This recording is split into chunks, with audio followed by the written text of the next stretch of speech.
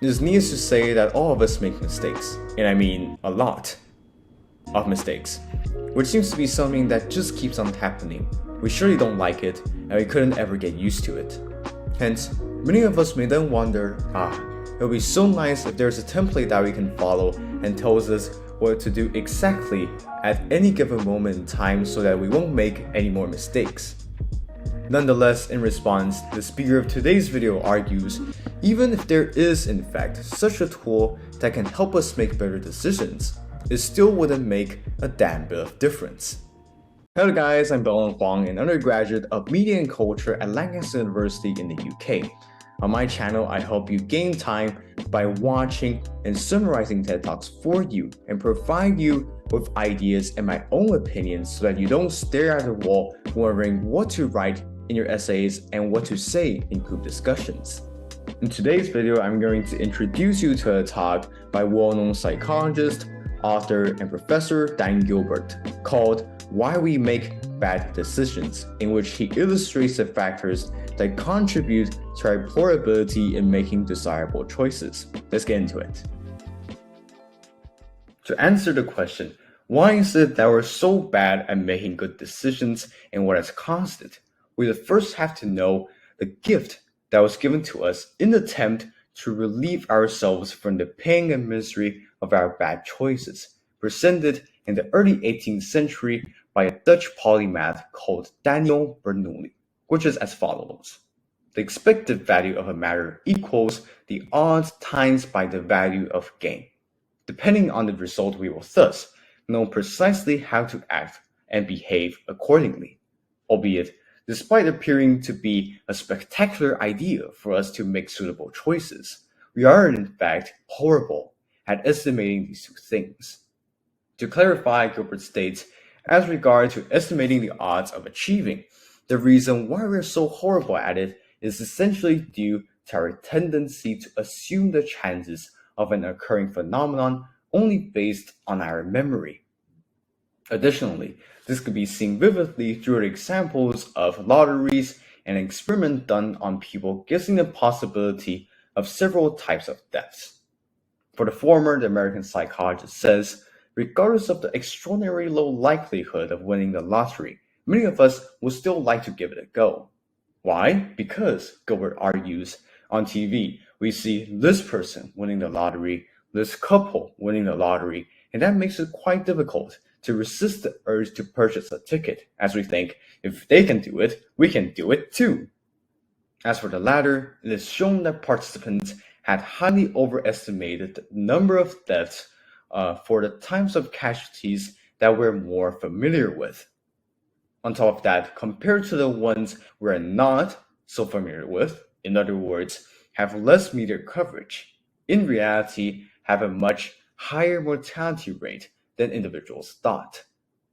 Furthermore, Gilbert contends, alongside our inability to assess the chances of success, we are not any better at weighing the value of objects, owing to the fact that we assess the value of things via comparing them with our past experiences instead of other possibilities.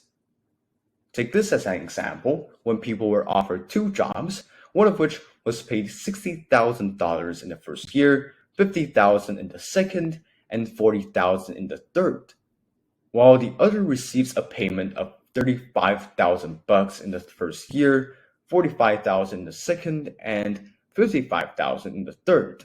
The 64-year-old psychologist demonstrates that individuals are more likely to choose the second option, as increasing is always better than decreasing, even though the first option pays more in total. Nevertheless, if you're thinking that we don't have problems valuing possibilities, then you are wrong because of the comparisons we make with the immediate alternatives provided in front of us. In effect, our decision on which product to purchase can be easily influenced merely by the others sitting next to it, as in the case of wine and music speakers, which the social psychology professor maintains, frankly, is only how good it tastes or sounds like at home that really matters. Even more so, evaluating possibilities is even more difficult when the element of time is added. In practice, when being offered $50 or $60 now, all of us will certainly choose the $60 over the $50. But when individuals were asked to have $50 now or $60 in a month, most of us would go for the $50 now rather than $60 that we can collect in 4 weeks. As according to Gilbert, we are utterly impatient. So much so that we need a 100 or 1,000% interest rate for us to wait for the extra price at the end. After presenting all of this, you might ask, how in the world are we so dumb? To which the author of the book Stumbling on Happiness suggests is simply down to the fact that our brains were developed for a world where humans had fewer choices, a shorter life, lived with a small group of people, and had to focus on now rather than later, implying why we're so bad at applying Bernoulli's formula adequately.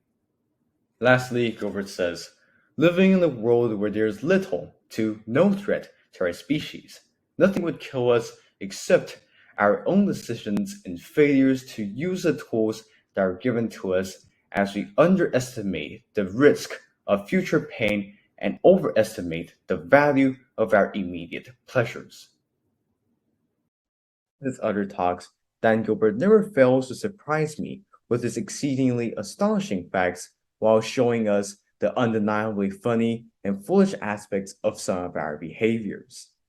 Though quite a number of arguments he delivered in his talk are spot on in terms of demonstrating the exact factors that may cause us to make wrong decisions.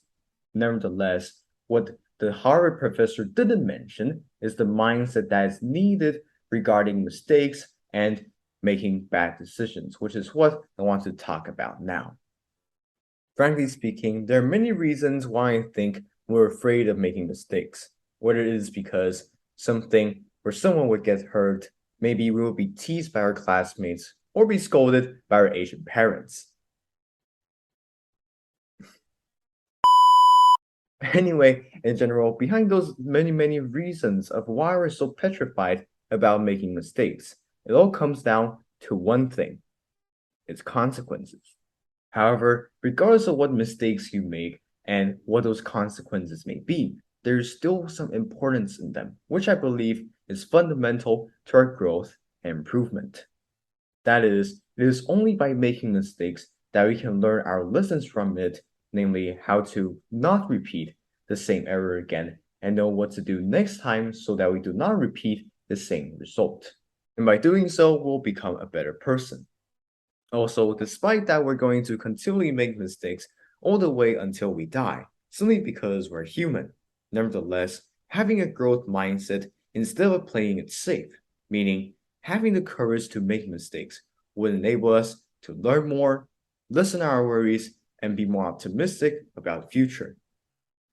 Furthermore, as regard to bad decisions, I'd say, except for the things that have clear information or instruction provided beforehand, the rest is pure trial and error, for which we have almost no idea how it would turn out until the final result.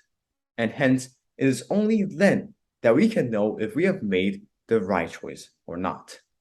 Albeit, even if we did make a bad decision and we weren't so pleased about it, there is always a way that we can turn this unpleasant experience into one that we're glad it has happened to us, which is by actively applying those lessons we have learned from our failures into our daily life and turn them into our successes. Thank you guys for watching. I hope you found this helpful, and if you like this video, you might want to check out this video right up here, in which I talked about the differences you can make and how your life will surely change for the better just by believing that you have the power to improve. Thank you so much for watching, and don't forget to like, comment, and subscribe to my channel, and I'll see you in the next video. Bye bye.